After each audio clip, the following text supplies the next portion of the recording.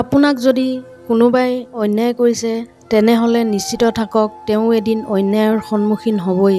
আচল শত্ৰুৱে কেতিয়াও অন্যায় কৰিব নোৱাৰে। আপোন দেখুৱাই আপোনাৰ লগত থকা শত্ৰুজনেহে অন্যায় কৰিব। কাৰোবাক ইমানখিনি অধিকাৰ নিদিব যে তেওঁৰ হাতত আপোনাৰ সপোনবোৰ ভাঙি চুৰমাৰ কৰি দিব পৰা ক্ষমতা থাকে।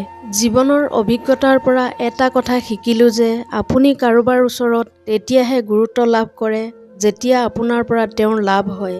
জীৱনত আধা দুখ পোৱা যায় ভুল মানুহক বিশ্বাস কৰি আৰু আধা দুখ পোৱা যায় ভাল মানুহক ভুল বুজি।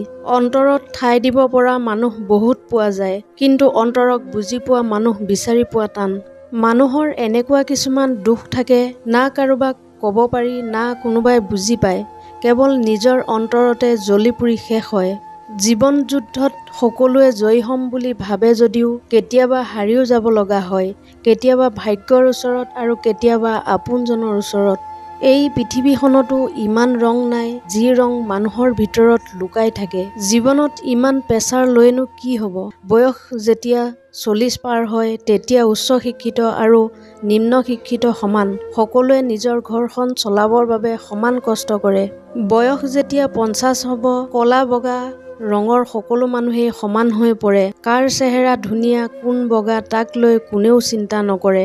বয়স যেতিয়া 60 পাৰ হয় তেতিয়া উচ্চ পদবী আৰু নিম্ন পদবী চাকৰি সকলো সমান হৈ পৰে। অৱসৰপ্ৰাপ্ত বছ এজনলৈও এজন পিয়নে ঘূৰি চাবলৈ সময় নাইকিয়া হয়।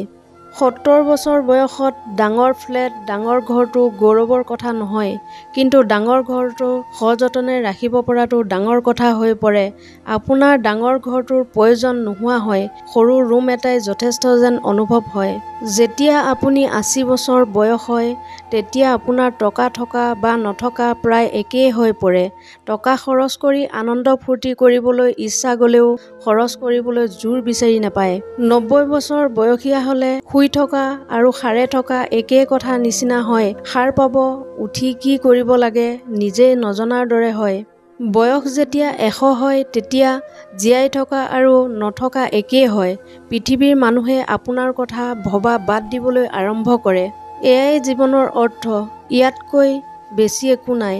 ইমান চিন্তা লোভ লৈ নিজৰ লাভৰ বাবে আপোন মানুহৰ ক্ষতি কৰি কি লাভ? জীৱনটো নিজৰ ঠাইতে উপভোগ কৰিবলৈ শিকক, আনৰ ক্ষতিৰ পৰা বিৰত থাকক। আপোনাৰ সময়খিনিক ভাল কামত ব্যৱহাৰ কৰক। আপোনাৰ বাবে পৃথিৱীখন ধুনীয়া হ'ব। এখন ধুনীয়া ছবিৰ দৰে মগজুটো পৰিষ্কাৰ কৰক।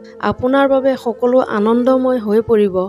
এনে ধৰণৰ মটিভেশ্যনেল ভিডিঅ' পাই থাকিবলৈ মোৰ চেনেলটো ছাবস্ক্ৰাইব কৰি ৰাখিবলৈ নাপাহৰিব।